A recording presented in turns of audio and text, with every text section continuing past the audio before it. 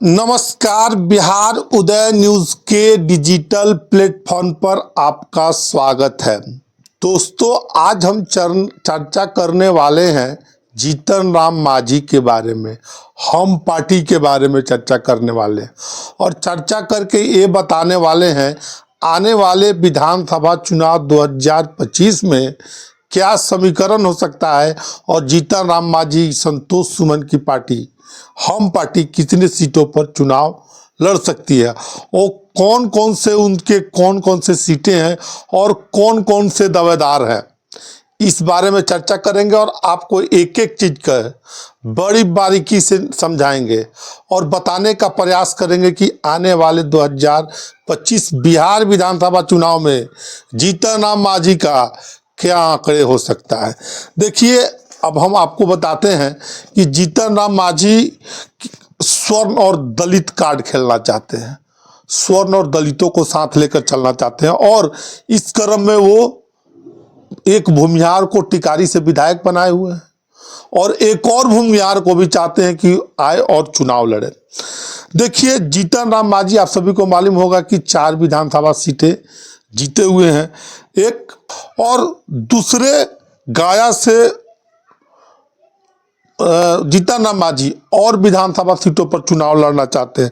देखिए, टिकारी विधानसभा से जैसे कि बताया अनिल कुमार जीते हैं, इमामगंज से उपचुनाव में जो कि पहले वहां से जीतन राम मांझी विधायक थे, 2024 के लोकसभा चुनाव में जीतन राम मांझी जीत गए और वो एमपी बन गए। तो उपचुनाव वहाँ हुआ तो उनकी बहू दीपा मांझी वहां से चुनाव लड़ी और विधायक बनी।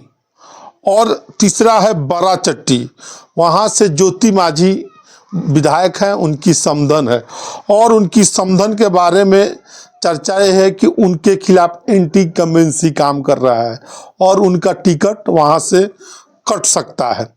देखिए, उनके खिलाफ लोगों में आक्रोश भी देखा जा रहा है। इमामगंज की दीपा मांझी को बाराचट्टी से भेजा जा सकता है कि जाइए बाराचट्टी से चुनाव लड़िए, क्योंकि ज्योति मांझी की दीपा मांझी बेटी है। तो ऐसे हो सकता है उनको कहा जाए कि ये सीट आप छोड़ दीजिए, अपने बेटी के लिए छोड़ दीजिए। तो हो सकता है ज्योति मांझी वो सीट छोड़ दे और इमामगंज से बाराचट्टी जाकर वहां से दीपा मांझी चुनाव लड़े। देखिए, दूसरी तरफ जीतन राम मांझी के पुत्र हैं परवीन मांझी, वो भी चाहते हैं, संतोष सुमन के छोटे भाई हैं, वो भी विधानसभा चुनाव लड़ना चाहते हैं। और संतोष सुमन के भाई परवीन मांझी के बारे में चर्चा ये था कि वो 1 साल के लिए विधानसभा में नहीं जाना चाहते थे, फुल टर्म के लिए जाना चाहते थे, इसीलिए उन्होंने उपचुनाव में चुनाव नहीं लड़ा। देखिए, अब वो भी चुनाव लड़ना चाहते हैं। अब हम बात करते हैं अतरी विधानसभा सीट को लेकर, जहां से श्याम सुंदर शरण और तैयारी कर रहे हैं, पार्टी के मुख्य प्रवक्ता हैं। मांझी और संतोष सुमन का उनको आशीर्वाद मिला है और अतरी विधानसभा में घूम रहे हैं, लोगों से जनसंपर्क कर रहे हैं। देखिए, जीतन राम मांझी की नज़र जहानाबाद की मखदूमपुर सीट वो छोड़ सकते हैं और जहानाबाद से वो चुनाव लड़ना चाहते हैं और वहां से रितेश शर्मा को लेकर चर्चा है। देखिए, जमालपुर से नितेश सिंह कुर्मी जाति से आते हैं, माफ करिएगा नीलेश सिंह कुर्मी जाति से आते हैं, वो भी दावा कर रहे हैं। शेरघाटी से 2 लोग दावेदार हैं, एक दिलीप यादव, दूसरा सुधीर यादव, और क्षेत्र में घूम रहे हैं, दावा ठोक रहे हैं, लोगों को कर रहे हैं कि जीतन राम मांझी, संतोष सुमन का हमको आशीर्वाद प्राप्त है, आने वाले चुनाव में हमको टिकट मिल सकता है। देखिए, अब वीरेंद्र सिंह काफी समय से जीतन राम मांझी, संतोष सुमन के साथ है और रफीगंज या औरंगाबाद से वो चुनाव लड़ना चाहते हैं और दावा भी कर रहे हैं, दावा ठोक रहे हैं, क्षेत्र में कह रहे हैं कि हम ये दोनों विधानसभा से जीतन राम मांझी के पार्टी से चुनाव लड़ सकते हैं।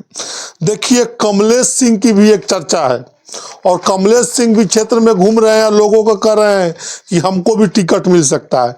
देखिए, अब हम बात करते हैं कस्बा से, तो राजेंद्र यादव, कस्बा विधानसभा से राजेंद्र यादव भी क्षेत्र में घूम रहे हैं, दावेदारी कर रहे हैं कि हमको टिकट मिल सकता है। देखिए, कुटुंबा विधानसभा से निर्भय पासवान, श्रवण भुइया, रंजन पासवान, ललन भुइया की चर्चा है और ये दावा ठोक रहे हैं कुटुंबा विधानसभा से कि आने वाले विधानसभा चुनाव में हमको टिकट जीतन राम मांझी की हम पार्टी से मिल सकता है, दावेदारी कर रहे हैं। देखिए अब घोसी से राजेश रंजन कुर्मी जाति से आते हैं, वो भी दावा कर रहे हैं और उसके साथ साथ डॉक्टर जगदीश शर्मा के पुत्र राहुल कुमार भी दावेदारी कर रहे हैं घोसी विधानसभा क्षेत्र से कि जीतन राम मांझी से उनकी नजदीकियां हैं और वहां से हम दावेदारी कर रहे हैं, क्षेत्र में घूम रहे हैं। अब हम बात करते हैं सिकंदरा पर फूल मांझी की दावेदारी, टेकारी में अनिल कुमार और अलौली पर भी इनकी नज़र है। देखिए सिकंदरा में प्रफुल्ल मांझी दावादारी कर रहे हैं, दावा ठोक रहे हैं और टेकारी में जैसे कि हमने बताया फूल में कि अनिल कुमार।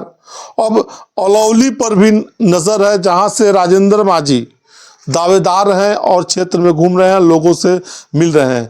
तो आने वाले विधानसभा चुनाव 2025 में जीतन राम मांझी लगभग इन सीटों पर दावा कर रहे हैं और गठबंधन से लेने के लिए बातें भी कर रहे हैं। तो बड़ी खबर निकल कर आ रही थी जीतन राम मांझी के बारे में। आने वाले विधानसभा चुनाव में जीतन राम मांझी का क्या स्ट्रेटेजी रह सकता है, किन किन विधानसभा चुनावों को लेकर उनकी बात हो रही है गठबंधन के आला नेताओं से। बीजेपी स्वाभाविक तौर पर बड़ी पार्टी है, जेडीयू बड़ी पार्टी है बिहार में, और तो हमने बताया है कि आने वाले चुनाव में क्या समीकरण हो सकता है। बाकी आप इस वीडियो के बारे में क्या सोचते हैं, कमेंट सेक्शन खुला है, कमेंट करके ज़रूर बताइएगा। आप सभी का बहुत बहुत धन्यवाद।